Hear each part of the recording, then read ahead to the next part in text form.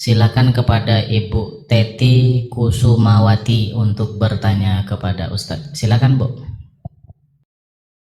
Assalamualaikum warahmatullahi wabarakatuh, Ustadz. Salam. Ustadz, ini ada pertanyaan, ada tiga seperti tapi yang ketiga tadi ini mungkin sudah dipertanyakan sama saudara kita sebelumnya. Mohon yang pertama, Ustadz, mohon bimbingannya nanti untuk amalan zikir yang bisa dapat bertawajuk, Ustadz. Yang kedua, Ustadz, tadi kan Ustadz memperkenalkan nama Johir dan nama batin. Nah, kalau nama Johir kan itu orang tua yang memberikan. Nah, Ya. kalau mau saya tanyakan kalau namanya batin itu yang siapa yang memberikan? Kayak seperti saya kan namanya Teti. Nah, nama batin saya itu gimana Ustaz gitu? Oh, Terima iya. kasih Ustaz. Assalamualaikum warahmatullahi wabarakatuh. Itu Ustaz. Baik, Bu Teti ya. Untuk tuntunan dan kefiat zikir Ibu, ya. Nanti bisa langsung sama Pak Daniel atau Pak Epit, karena setiap kita mau berzikir itu ada tata cara kafiatnya. Baca istighfar dulu, astagfirullahaladzim, astagfirullahaladzim. Ya, sampai 3 kali. Allazi la ilaha illa wal hayyul qayyum wa atubu ilaih. La haula wa la quwata illa billahil aliyil azim. Allahumma salli ala Muhammad wa ala ali Muhammad. Nah, baca 3 kali. Setelah itu baru Al-Fatihah. Setelah baca Al-Fatihah baru baca Ilahi anta maqsudi waridhoka matlubi Rabbi zidni ilman warzuqni fahman birahmatika ya arhamar rahimin. Nah, setelah itu baru kita mulai zikirnya, Bu. Nanti untuk lebih mudahnya Pak Daniel dan Pak Ebit mungkin bisa memfotokannya tuh, Daniel, memfotokannya untuk sama Ibu dan yang lain kafiat zikirnya ya, Bu. Nah, setelah itu baru Ibu mulai berzikir. Nah, zikir itu Ibu cari yang nyaman duduknya. Boleh bersila kayak Ustadz, boleh bersimpu kayak Ibu. Nah, jadi la-nya itu di pusat nih, Bu. La-nya di pusat. La sambil pejam mata. Ilaha di dada kanan. La ilaha. Illa di ubun-ubun. Allahnya di dada kiri. Jadi la ilaha illallah. La ilaha illallah. Jadi pelan-pelan. Pertama la di pusat, ilaha dada kanan, illa di ubun-ubun, Allahnya di dada kiri. La ilaha illallah. La ilaha illallah. La ilaha illallah.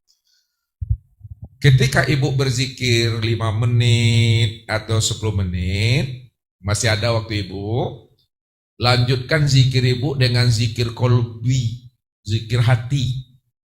Nah, jadi ketika Ibu membaca zikir hati, hadapkan wajah Ibu ini ke dada sebelah kiri. Nah ini.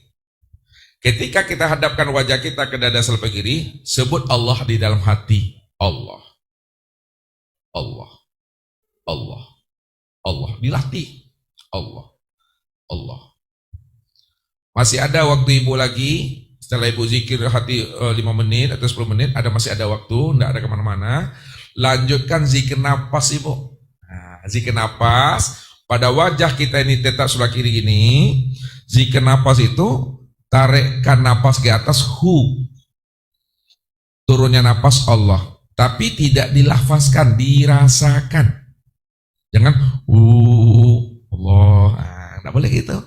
Dirasa. Turun naik napas dirasa. Setelah Ibu mengamalkan zikir napas, masih ada waktu Ibu lagi.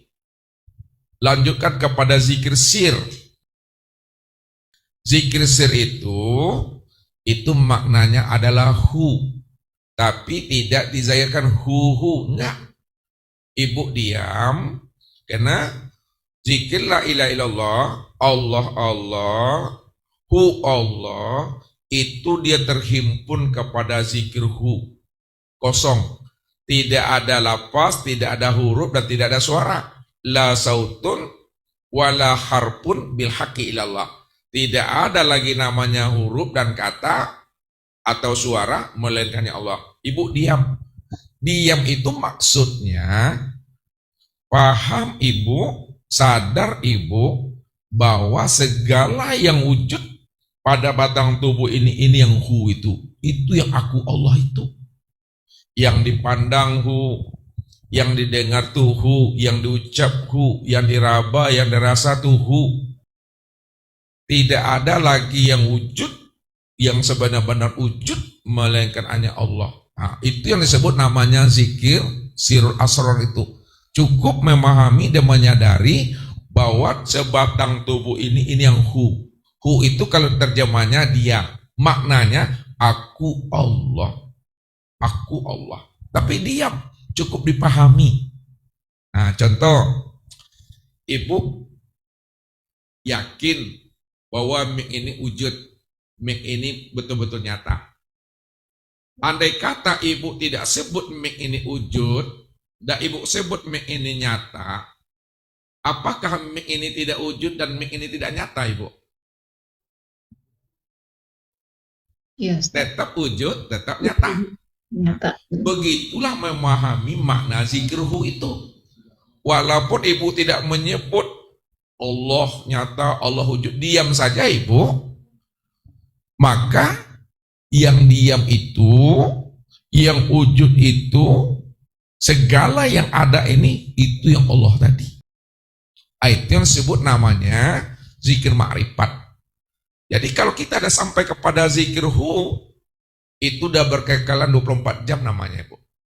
Kita sambil makan, sambil minum, kayak Ustadz ini, Ustadz ngomong sama ibu, zikir apa yang Ustadz pakai kan? Kalau Ustadz pakai zikir la ilaha illallah itu tidak bisa Ustadz makan. Zikir Allah itu payah. Nah, Ustadz sudah memahami dan menyadari bahwa dia cuma yang ada sebenar-benarnya. Ini yang hu itu, tidak ada lagi siapa-siapa. Itu 24 jam itu. Namun dilatih. Yang kedua, ketika ibu sedang berzikir, ibu zikir la ilaha illallah, atau zikir Allah gini. Ketika ibu berzikir tadi, ada sesuatu di depan ibu, ada cahaya, atau ada orang pakai sorban, mengaku-ngaku dia, Assalamualaikum, saya ini wali Allah, atau mengaku dia Tuhan.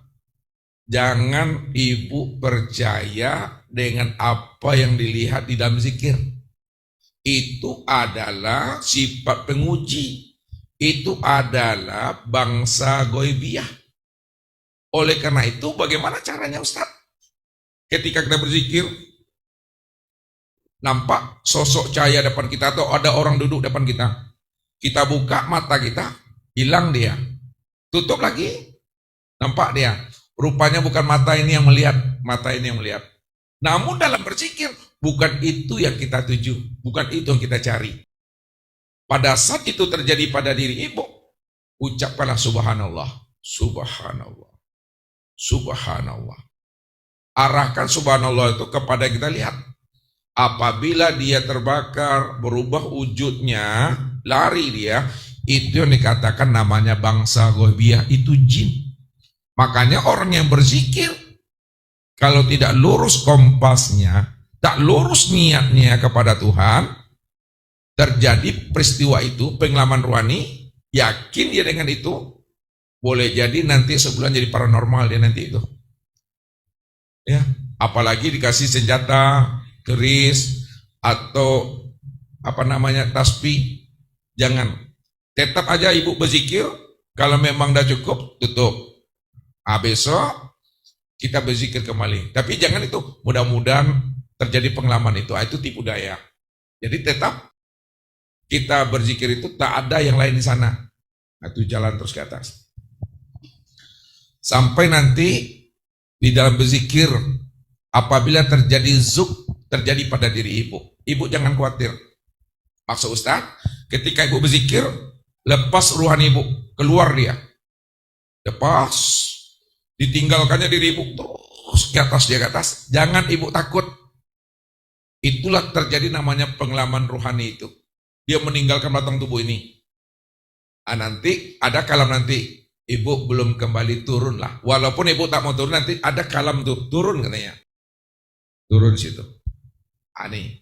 Atau boleh jadi nanti pengalaman ibu, ketika ibu berzikir, hilang napas ibu. Hilang napasnya, kosong. Ibu tetap hidup, tapi nggak bernapas, hilang napasnya di situ. Jangan heran. Inilah perlu gunanya bimbingan.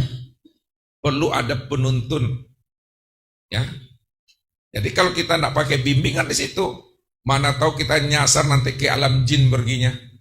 Kita kira itu alam malaikat, rupanya alam jin. Ditangkap jin tomang kita nanti di sana. Jadi lurus zikirnya. Begitu Ibu. Ibu ya. Mungkin itu dalam berzikir. Yang kedua, nanti ada masanya Ustadz akan turunkan ilmu tawajuh ini. Ini kan baru perkenalan kan, Bu? Iya, Ustaz. Kalau bahasa Minangnya mengecek nak cukup sepatah dua patah, Bu. Mau mencong nak sekali putui lah. Tapi nak apa-apa. Iya, Ustaz, nggak apa-apa, Ustaz. Nama zahir ibu dari kasih sama orang tua.